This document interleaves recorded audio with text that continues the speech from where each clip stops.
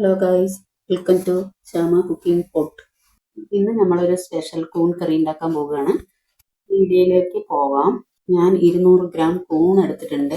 അതിനാവശ്യമായ സാധനങ്ങൾ: 2 വലിയ ഉള്ളി എടുത്ത് ചെറുതായി അരിഞ്ഞിട്ട്, പിന്നെ 10 ചെറിയ ഉള്ളി, അത് 3 അല്ലി വെളുത്തുള്ളി, ഒരു കഷ്ണം ഇഞ്ചി.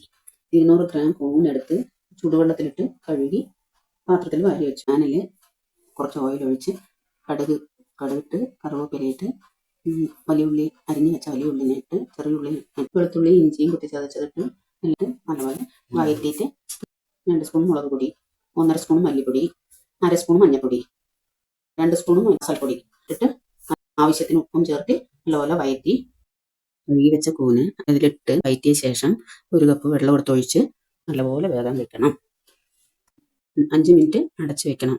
അതിന് ശേഷം മല്ലിത്തഴയിട്ട് നല്ലപോലെ ഒന്ന് ഇളക്കി കൊടുക്കുക. നമ്മുടെ കൂൺ കറി റെഡി ആയിട്ടുണ്ട്. എല്ലാവരും ട്രൈ ചെയ്ത് നോക്കണം. നമുക്ക് സപ്പോർട്ട് ചെയ്യണം.